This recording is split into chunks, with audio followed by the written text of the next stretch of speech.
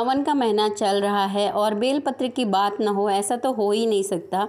Friends, बेलपत्र एक ऐसा पौधा है जिसका हमेशा ही महत्व रहा है। कोई भी साल का दिन हो, कोई भी महीना हो, तो इसकी महत्ता अपने आप में बहुत ज़्यादा है।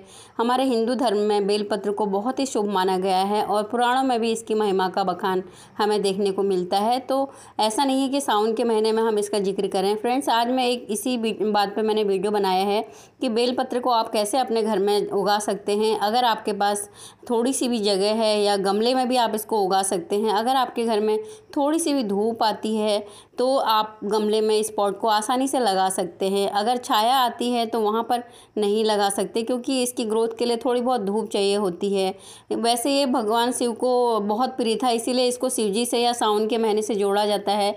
लेकिन ये सभी देवताओं को बहुत प्रिय होता है और सभी देवताओं को आप इसको चढ़ा सकते हैं और अपनी जो मनोकामना है वो पूर्ण कर सकते हैं, अपनी जो भावनाएं हैं उनको अर्पित कर सकते हैं। फ्रेंड्स, बेल का इसमें जो होते हैं पत्तियां 3 या 5 के रूप में आपको देखने को मिलती हैं और इसको घर में लगाना बहुत ही आसान है। जब बेलपत्र के जो पेड़ पे बेल लगे रहते हैं, गर्मी के टाइम में ये मैच्योर हो जाते हैं और इसका आप जब ये कच्चे रहते हैं तो इसको जूस के रूप में यूज़ कर सकते हैं। देखिए, गाँव में जब जंगलों में हम जाते हैं ना, तो हमें ऐसे देखने को मिलते हैं। इस तरह से ये जंगल में पेड़ों में लगे रहते हैं, या गाँव में लोग अपने घरों में भी उगा लेते हैं जिनके पास ज़मीन होती है। जब ये इस तरह के पक जाते हैं तो ये मैच्योर हो जाते हैं। इनके जो सीड हैं वो भी अंदर से मैच्योर हो जाते हैं। इसका जो गूदा होता है उसका जूस बना के पिया जाता है, जो कि बहुत ही ज़्यादा हेल्दी पौष्टिक रहता है, गर्मियों में ठंडक देता है। और इसके जो बीज होते हैं उनको ना आप निकाल सकते हो। फ्रेंड्स, अगर आप मार्केट से, नर्सरी से इसका प्लांट भी ले सकते हैं या फिर सीड भी मंगा सकते हैं। अगर आप गाँव में जाते हैं गर्मी के टाइम पे तो आपको सड़क के किनारे बेलपत्र के जो पेड़ होते हैं ना, उसका जूस आपको देखने को मिलेगा। लोग सड़क के किनारे इसको लेके खड़े रहते हैं और बहुत ही ज़्यादा हेल्दी रहता है, क्योंकि गर्मी के टाइम पे इसको पीना बहुत अच्छा माना जाता है। पेट की जो बीमारियां होती हैं उनमें बहुत ज़्यादा फ़ायदा होता है। तो आप वहाँ से भी कलेक्ट कर सकते हैं या नर्सरी से प्लांट ले सकते हैं, या फिर आप ऑनलाइन भी इसके सीड मंगा सकते हैं। आजकल छोटे पॉट में लगने के लिए जो हाइब्रिड है वो भी आने लगे हैं, मैंने देखा है। और इसका जो कवर है वो भी बाहर फेंकने लायक नहीं होता है। इसके सारे ही जितने पार्ट हैं ना बहुत फ़ायदे के होते हैं, काम के होते हैं। इस तरह से सीड्स को धो लेना बहुत ज़रूरी है। अगर आपको कहीं से मिलता है तो ये गूदे के अंदर से सीड निकलते हैं और इसको आप पहले छोटे पॉट में लगाइए। पॉट में लगाने के लिए मिट्टी आपको वेल्डेड बनानी है। वेल्डेड मिट्टी में जो है सैंड की मात्रा भी आपको डालनी है। नॉर्मल मिट्टी के साथ सैंड की मात्रा या राइस हस्क डाल लीजिए, जिससे कि इसमें पानी जो है स्टोर ना हो जाए। पानी स्टोर होने से क्या होता है, सीड ख़राब होने, सड़ने का डर रहता है। अगर आपकी मिट्टी वेल्डेड रहेगी जिससे कि पानी तुरंत निकल जाए, तो ऐसी मिट्टी बनानी है आपको पॉट में लगाने के लिए। किसी भी छोटे छोटे पॉट में भी लगा सकते हैं। और बीज को धोने के बाद में आप सुखाने की भी ज़रूरत नहीं है, ऐसे ही लगा सकते हैं। और इसके बाद 1 हफ्ते के बाद आप देखेंगे ना तो इसका जर्मिनेशन रेट जो है बहुत अच्छा होता है। जितने सीड आपने लगाए थे उतने ही आपको छोटे छोटे प्लांट देखने को मिल जाते हैं। तो इस तरह से आप इसको ग्रो कर सकते हैं। सीड लगाने के बाद में हल्की सी मिट्टी ऊपर से हम डाल देते हैं और उसके बाद पानी हल्का सा दे देते हैं और सेमी सीड एरिया में रख देते हैं। सेमी सीड एरिया में इसलिए रख देते हैं इस टाइम पे, क्योंकि बहुत ज़्यादा तेज़ धूप होने से ये मतलब ग्रो नहीं हो पाएंगे। नमी बना के रखना ज़रूरी है। अगर नमी बनी रहेगी तो सीड जल्दी से ग्रो हो जाते हैं। और जैसे ही आपके सीड ग्रो हो जाए ना, उसके बाद में कम से कम 1 महीने के बाद में आप इनको शिफ्ट कर सकते हैं, क्योंकि बहुत सारे सीड एक साथ ग्रो हो जाते हैं। अगर आपको पॉट में लगाना है तो आप बड़ा पॉट लीजिए। आगे मैं आपको बताती हूँ कि बड़ा पॉट आपको क्यों लेना है। इस तरह से आपको पानी डाल के इसको सेमी सीड एरिया में रख देना है। इसका जो गूदा होता है इसका आप जूस बना लीजिए। उसके बाद में जो इसका छिक्कल है ना, उसको भी फेंकना नहीं होता है।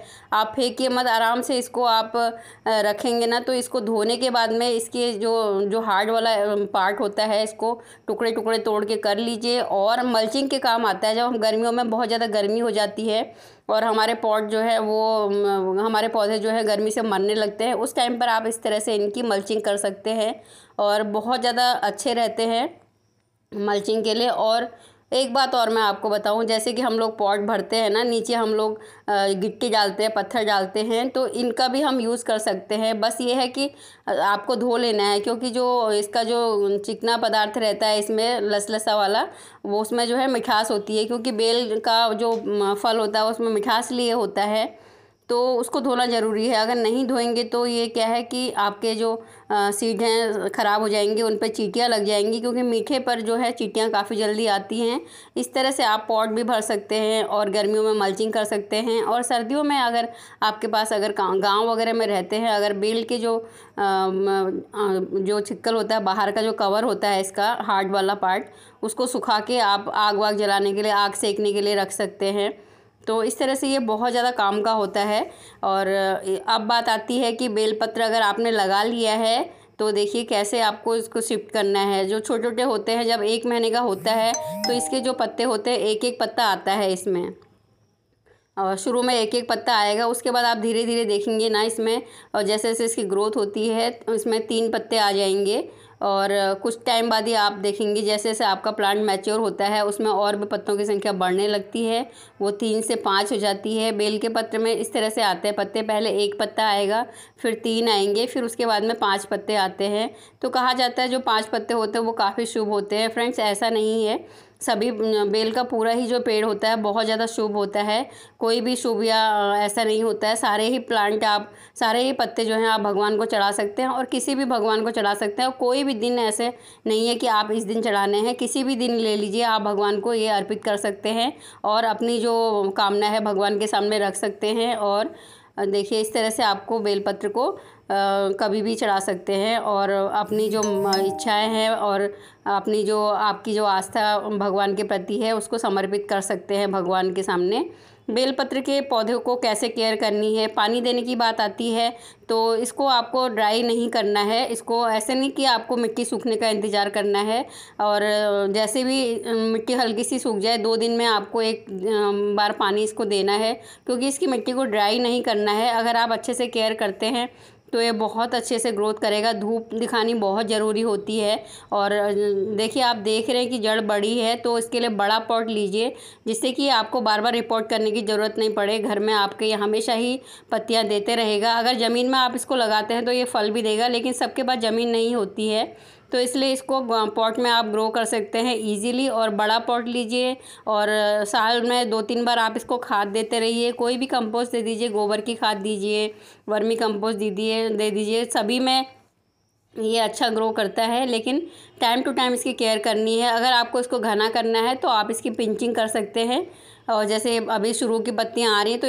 इनकी पिंचिंग करेंगे, इसमें ब्रांचें भी ज़्यादा आ जाएंगी और ये घना भी हो जाएगा। तो इस तरह से आप इसको केयर कर सकते हैं। धूप दिखानी ज़रूरी है, पानी भी टाइम टू टाइम देते रहना है। तो आपको ये नहीं सोचना कि इसकी मिट्टी ड्राई होगी तब हम पानी देंगे, तो इस तरह से आपको केयर करनी है। कोई भी खाद देंगे, खरपतवार को हटाते रहना है, और कीड़ों का ध्यान रखना है, इंसेक्टिसाइड का। फ्रेंड्स, अगर वीडियो पसंद आए तो लाइक कीजिएगा, और नए हैं तो चैनल को सब्सक्राइब कीजिएगा। आप सभी का बहुत बहुत धन्यवाद वीडियो देखने के लिए। Thank you for watching.